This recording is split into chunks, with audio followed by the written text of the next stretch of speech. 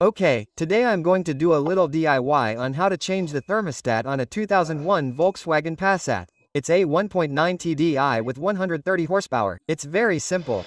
Why do I change the thermostat? Well, what I'm actually going to change is the tube where the thermostat goes. I changed the thermostat the other day, but this little tube where the thermostat goes was damaged. We'll see why later.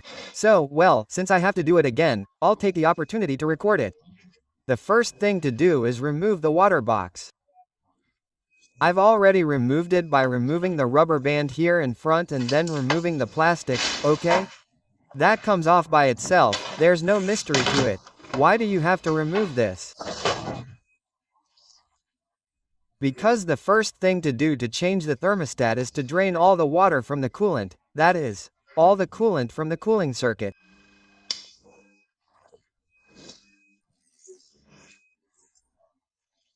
To drain the coolant, we simply have to release a small clip at the bottom of one of the bottom outlets where the temperature sensor is. To do this, we need to lift a wheel. I'm going to lift it now. By lifting a wheel, you get under the car, remove the clip, the temperature sensor comes out, and that's where we drain the coolant. I'm also going to take the opportunity to add new coolant. In any case, it could be recovered by putting in an ice cube. They don't recommend it. Then, when you put it back in, use a strainer to filter out any possible impurities. Well, you'll see that changing the thermostat is quite simple. What I'm going to do is also change the thermostat tube. For those of you who don't have to change the tube, which is the case in most cases, you simply have to skip one of the steps I'm going to do. Well, I'm going to lift the wheel off the car and we'll continue. And I raised the car on the right side with this manual jack here, and I've already placed a bucket under the car. I don't know if you can see the bucket here to collect the water. So, what do you have to release? Well, I think you can see this little tube here, which is the turbo that connects the intercooler to the turbo. Just a little more to the right. Let's see if you can see it.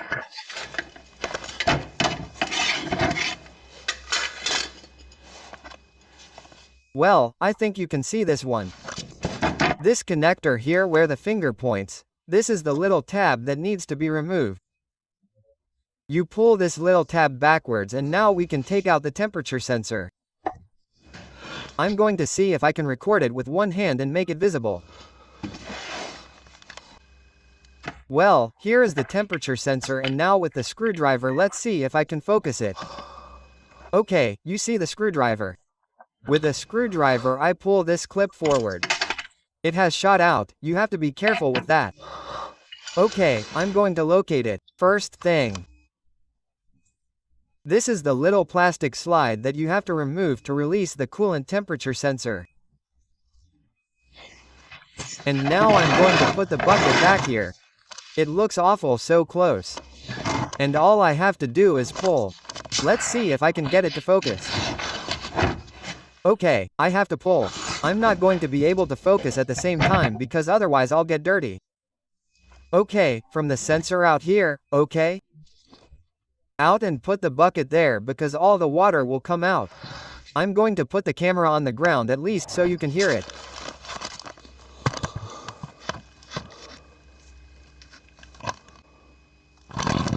Okay, here I go. Do you see?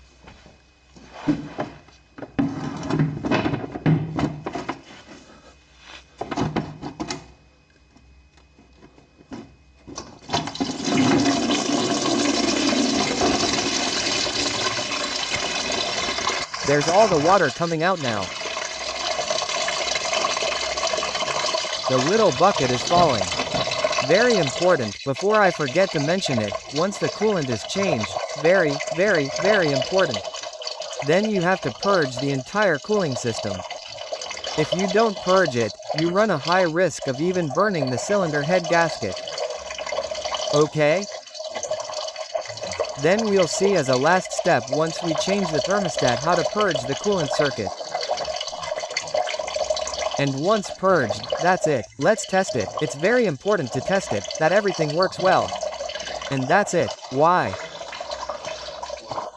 Why could it be that it's broken, or how to find out possible causes of a broken thermostat?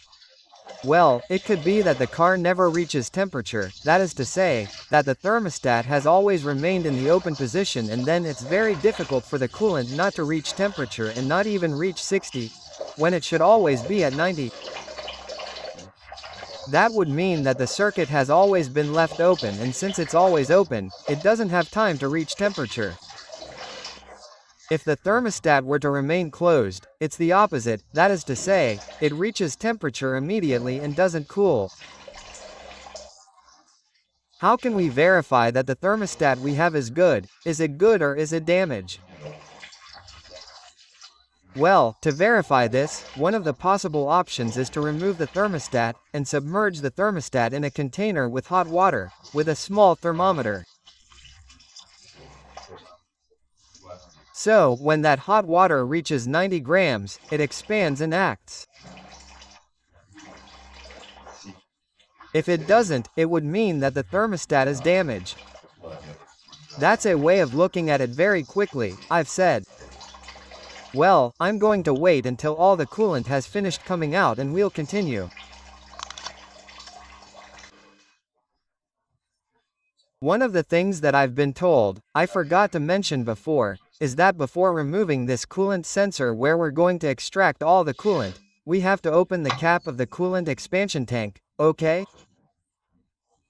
So that it comes out more easily. Well, now what I'm going to do, the next thing I'm going to do, is once it's drained, I have all the coolant here, I'm going to put the sensor back in place and I can lower the car so that later, when I've finished changing the thermostat, I can refill the coolant circuit. Okay? Well, to put it back in, it's the same as we did before, but in reverse. This one here, let's see if you can see it. It's the coolant sensor that often comes off. It used to be black and now it's green. I don't know if you can see it. You can see it here. Okay. This is what goes into the plastic sleeve of the cooling circuit, and that's where it takes the temperature. Remember that there's an O-ring here. Okay, the O-ring usually stays in its own little hole. I'm going to hold it in now with my fingers, which is actually there. Check that you have the O-ring. Okay, I'm going to. Well, it's not that I don't want to take it out because, well, I'm taking it out so you can see it. This is the O-ring. Okay, the O-ring goes here. Let's see, it's very complicated with one hand down here. There goes the O-ring inserted. Okay, very important, don't forget to put the O-ring back in. So, I put the O-ring back in the little hole, I put the sensor in, I put its little tab, which is this one, and that's it. Okay, you can see that it's already in place. The only trick is to push it in really well, so that it stays all the way in, and once it's in, you just have to put the cover on.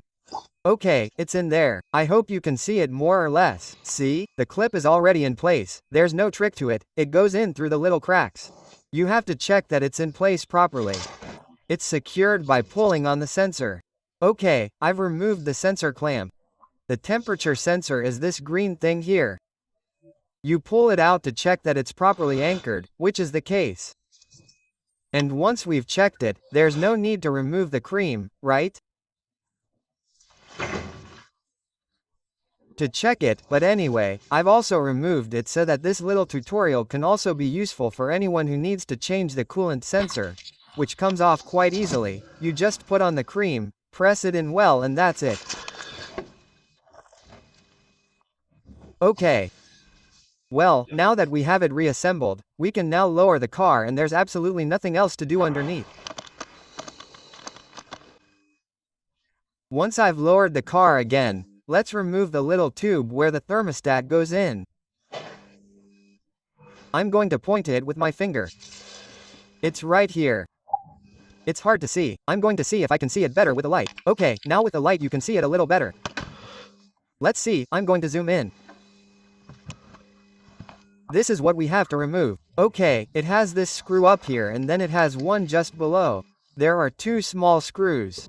Well, that's what we have to remove. So, to remove it, since there's not much space, as you can see here, for ease, the best thing to do would be which is what I'm going to do to remove it. Let's see.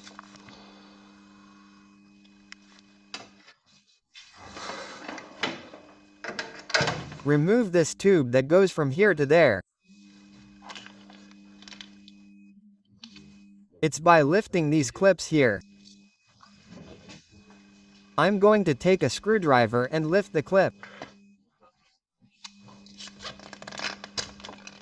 Okay, it's already lifted. So, it would come out by pulling the one here a little. I'm going to lift it more. Okay, it's lifted well, fully lifted. The tube comes out here and the same thing, exactly the same down there, okay?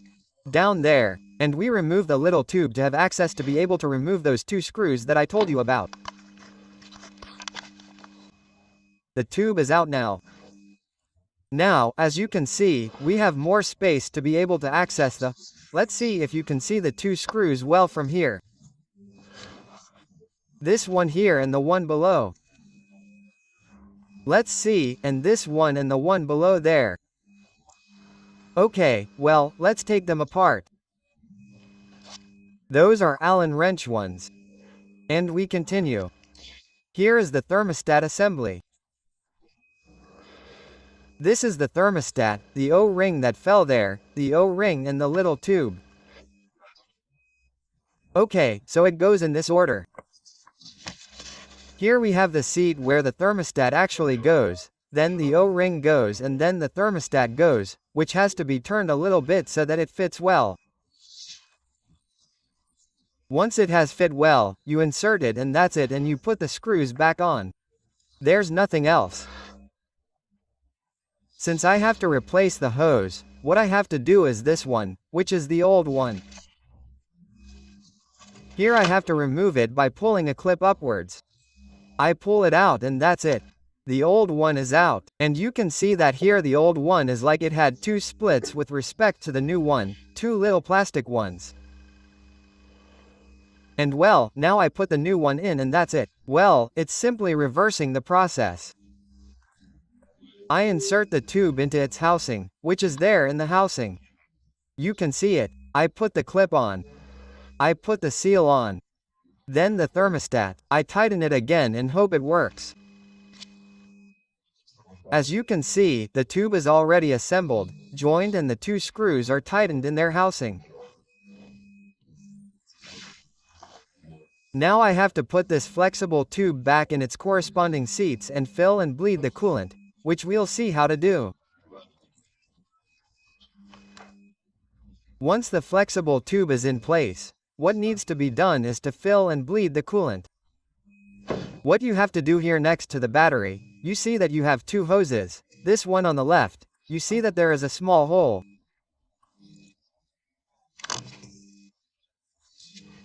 Well, you have to remove the cutter, pull the hose back, so that this hole is in this position, exposed, and then fill the expansion tank with pink G12 coolant, which is what Volkswagen and Audi recommends, until the coolant comes out of the small hole here.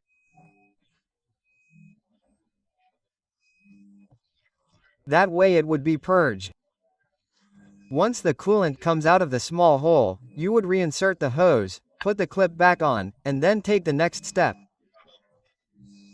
I'm going to do it. Do you see? The flexible tube has now been removed all the way back. There is minimal contact between the tube and the iron part here. And this small hole is now exposed. Okay, I checked it with my finger and opened it here. It is soft, it is exposed. So, that's it. Fill the coolant until it comes out here and at that moment it would be purged.